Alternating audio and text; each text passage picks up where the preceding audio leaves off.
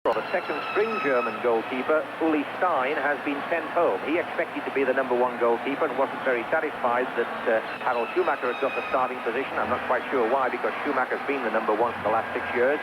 But he voiced his disapproval and some criticism of the higher ranks of the West German officials, and the end result is that he's been packed off home. So if, in fact, Schumacher had been sent off, they would have had to bring on Immel as a substitute, probably. But, of course, they'd still have been playing with 10 men, so it would have put them in a very, very difficult position if that had happened. However, it didn't, so we start the second half under the guidance of Jizu Daya Palacio of Colombia, and we will hope that we see some more enterprising play in the second half than we did in the first, where we had a very evenly balanced, tight, strategical battle with Germany just emerging on top on point. I think we'll see Germany start to come forward a little bit more now, and as we get into this half, the interesting game will be the substitutes and to see who's going to substitute what. And of course, Mexico has already used one of theirs, so they only have one left, and Germany has 2. And the Mexican substitute was the result of an injury to their captain, Thomas Boyd, who will be missed by this side. Without question, he injured an ankle and had to go off about halfway through this first round. And we noticed that at half-time, the somewhat aging striker from Bayern Munich, 33-year-old Dieter Hörner, has been spending a lot of time warming up. Now, he's very, very good in the air. He's not as fast as he used to be, but he would cause some problems to Larios with high balls being crossed by the Germans into the 6-yard area without question. It caused Larios some problems and the Mexican defense some problems, because they're not used to dealing with a lot of high balls, and of course, very good in the air, so it'd be a good move for the Germans. Chance of a German threat, Bremer down the left. Larios not handling that ball cleanly first time, but getting a second opportunity and rolling it clear. Karl-Heinz Rummenigge up for that ball too, and perhaps the plan is for him to go off and for his replacement to be the equally threatening Dieter Hörner, particularly to high balls in the penalty area. But so far, no change. Germany still with their 2 substitutes, and as Sam said, Mexico only with 1 because of their early substitution as a result of Thomas Boyd's injury. Germany climbing all over Sanchez then. Chance for Sanchez to go round. Again, the dramatic effort to gain a kick to no avail. Germany coming away.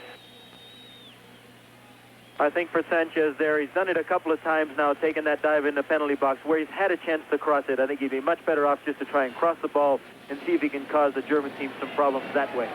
Your recommendation would be stop the acting and stay on your feet. Now Mexico down the right side. Seville. Negrete wants it, and Negrete gets it. Pushes it out for the right side to Zavine. Contemplates a cross. Changes his mind. Robert Eder, scrambling play now. Germany settling onto it. Berthold coming away down the right. Had a good first half. Tries to beat his man. Not quite fast enough. 1 step short. Pablo Larios rolls it out to the right.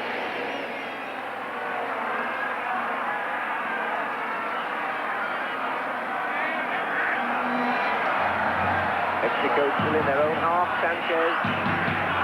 Now 3 Mexicans in the German half. Now the ball in the German half, and they move forward. But again, very slow in their build-up. Munoz. Negrete. Germany a little bit casual, but now getting it. Karl-Heinz forced to moving it away. Riegel. Jakob. Eder.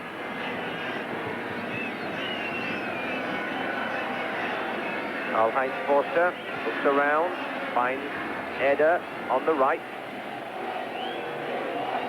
Side, a nice little touch to Karl-Heinz Forster. He's challenged by Negrete. Germany beginning to play the ball about a bit, but not going forward. The crowd showing their disapproval. There's an attempt to go forward for Rummenigge. Gets possession. Riegel supporting. Felix Magath not able to get that ball inside. Germany looking much more authoritative going forward now, though. They're causing the Mexican team a lot more trouble. They seem to be just getting stronger and stronger, and Mexico will have to try and build up a little bit quicker if they're going to cause Germany any problems. The foul by Kirate brings in response a kick to West Germany. Riegel's up there. Rummenigge's up there. Alof overruns the ball. Not satisfied that everybody was where he wanted them to be. So after that false start, we'll have a second attempt by Klaus Alof. The Mexican head to that ball. Chance for a shot here. But no threat at all. Matthias, fortunately for Mexico, didn't hit that one as well as he hit his free kick against Morocco. And I think that's exactly what he was hoping for that long shot to dip a little bit. Sometimes when you hit a ball that's up in the air like that, bouncing, you can make it come down, and I think that's what he was hoping for. Still have temperature hovering around the 30 degrees Celsius, but we're seeing the slow build-up of the clouds, which happen so often towards the late afternoon in Mexico. There's a 40% chance of rain in Monterrey. We hope that 40% will not increase before this game is over. So some 6 minutes of the second half gone. That ball's into touch for a Mexican throw. Quickly taken. Negrete was well bundled there by Lothar Matthäus. And that will be a kick to Mexico. Matthäus apologizes. Number 22, Eldia Negrete, will take this kick.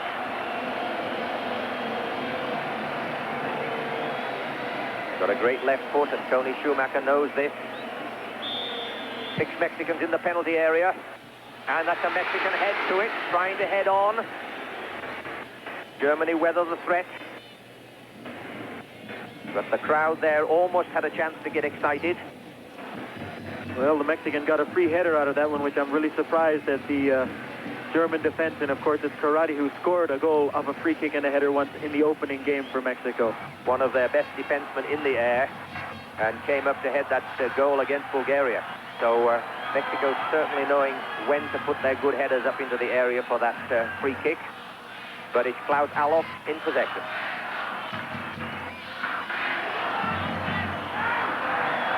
Haven't made any progress, and now they attempt to go up the left side. That's better for Felix Magath. Savine and Kirate helping. Host of Mexicans in attendance there, and the referee gives the kick to Mexico. And Felix Magath not particularly impressed, but realizing that there's nothing he can do about it.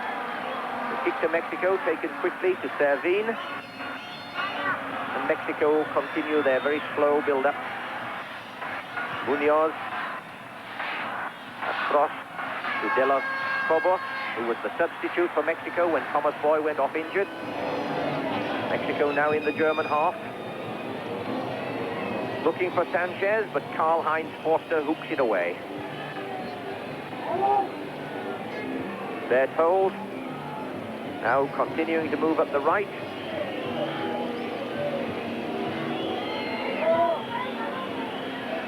Karl-Heinz Forster. Felix Magath. Berthold on the right. Tries a first-time chip in to the onrushing Magath. And Mexico played out calmly. Los Cobos into touch, Mexican throw. Wind becoming a little more blustery now as the clouds continue to build, and we hope this rain will be able to hold off with about 8 minutes gone in the second half and still no score here in Monterrey. This game very reminiscent of West Germany's last game against Morocco, where Morocco kept a lot of possession as Mexico's doing now, but not going anywhere. So it almost seems a carbon copy at this point in time.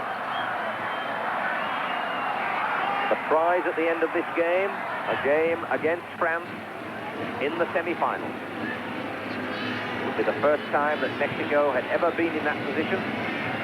A fairly familiar state of affairs for their opposition, West Germany. Referee whistles a foul, and the Labatt CD series will return after this message.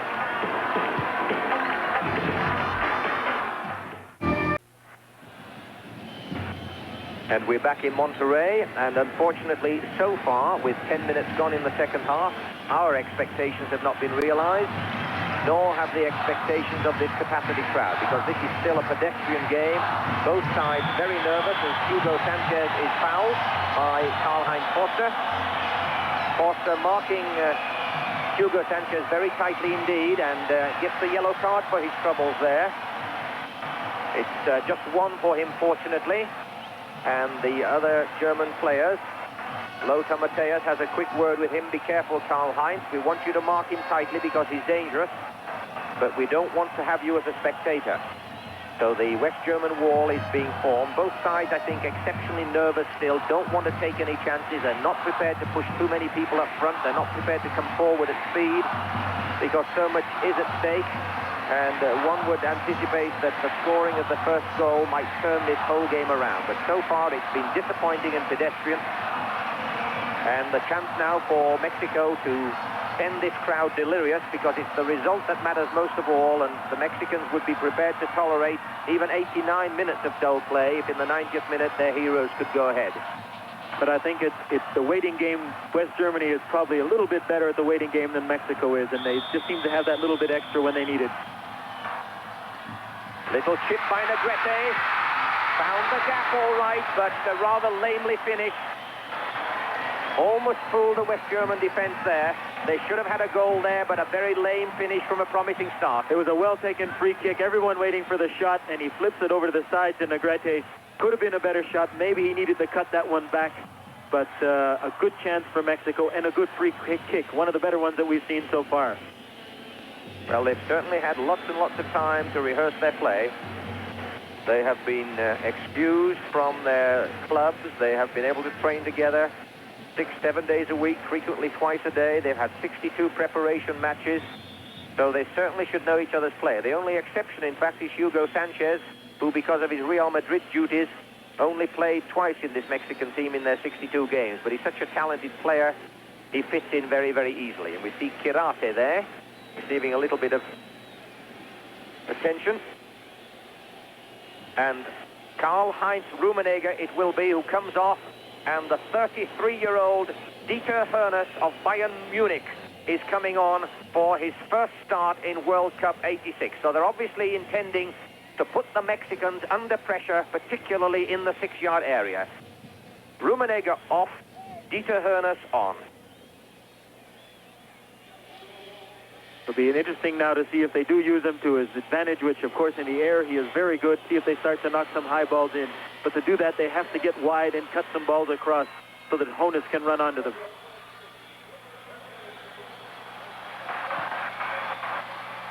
Sanchez forward, but Karl-Heinz Forster in the way. Deadbolt pushes it in. So now we'll see if the strategy of Franz Beckenbauer will pay off. Both sides now with one sub on. Martinez, Carlos de los Cobos Martinez from Mexico, brought on halfway through the first half. And now, at about the 14th minute of the second half, Rummenigge off and Dieter Hoeneß on. And it will be interesting to see now, maybe a little while longer, we'll see Litbarski come on, who does so well on the wing and crosses some great balls. And this is what Dieter Hoeneß needs, is that service. Hoeneß into Karl and Peter Briegel.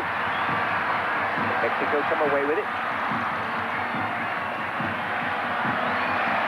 Elvira Negrete, and the referee blows there. A foul against Dietmar Jakob. Perhaps the first signs that the game is coming to life. But as it comes to life, so the spectators increase their support. There has been this dull roar throughout, but they really have had very little to get too excited about. Levine on the right. España. Bremer checking him. 3 Mexicans forward, but 3 Germans in the penalty area, and it's Germany who come away with it. Almost a chance there by Berthold, but now Mexico a chance to counter-attack. Nice touch indeed, and a beautiful return, but Schumacher anticipating well and coming out. And Negrete apologizes to Ada. Nice touch. The referee just goes back to check that all is well, and Tony Schumacher pushes it out to Berthold. Nice piece of play by Mexico, a quick 1-2 and the ball through. They need to do more of it. Nice touch to Berthold too. Berthold trying to go through between two of them, but a third man intercepts.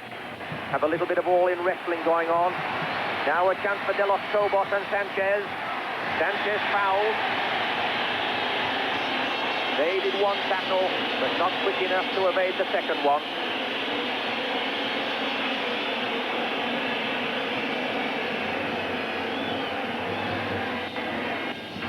Free kick is taken, which suggests to Sanchez he'd better get back up because he's not going to get any further sympathy.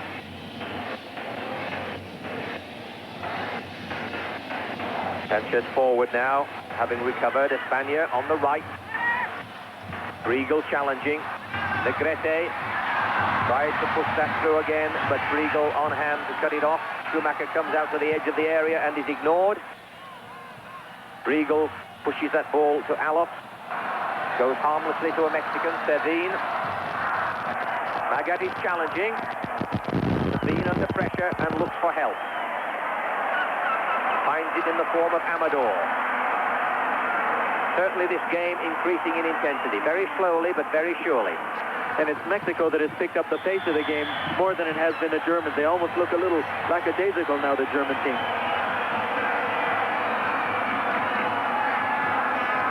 We apologize for that brief loss of your video. There are some technical problems. We thought we'd iron most of them out in Mexico, having been running for some close to 3 weeks now, but we apologize for that brief loss of video.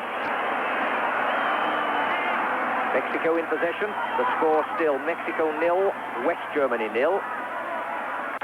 A game which had a very quiet, tense first half, neither side willing to take risks. And the game just beginning to come alive. Lothar Matthäus, West Germany going forward in numbers. Ernest on a diagonal run, but the opportunity lost, and Mexico regained possession. Munoz pushing it to the right. Espana tries the ball through, loses possession, and Germany now in with a chance to mount their attack. Riegel tries to go down the left, but it's cut off, and it's a kick to Germany.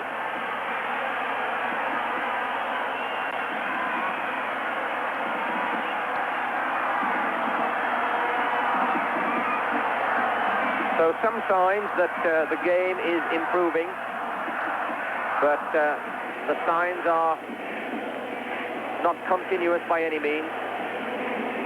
And there's still this nervousness, still this unwillingness to commit, because I think both sides realize, Sam, that one goal may well be enough, and they don't want it to be the opposition who scores it. No one seems to want to take that little chance to try and get ahead because they're scared of making those mistakes, and they're almost settled. Well, if we have to go 0-0 overtime and penalty shots, then that's the way we'll go. But let's not hope it goes that far. So we have a strong German defense, but a German attack which has not really shown us too much in this World Cup so far. And now, of course, Karl-Heinz Rummenigge, who's also not really shown us a great deal in this World Cup, off taking his rest, and the 33-year-old Dieter Hörner, who we see now in the picture, replacing him, but not really having had much of the ball so far, and certainly not getting any service. So Mexico it is to bring it away. The crowd trying to encourage the players with their chants and their songs and their shouting, but the players not yet able to respond. Amador.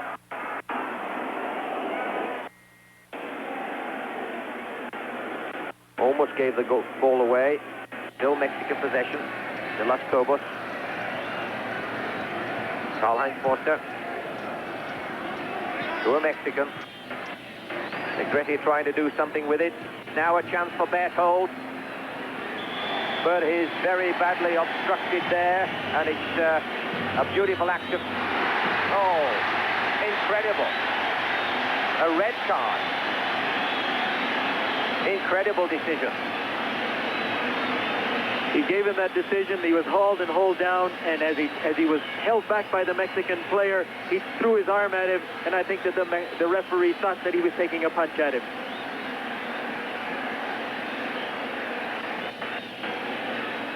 That is a very difficult decision to understand. he was reacting. It's unfortunate. Berthold was reacting to being held back here. As you can see him, he's going through the Mexican, is holding him, and then as he goes down, he takes a quick swing at him. And that retaliation is what got him sent off.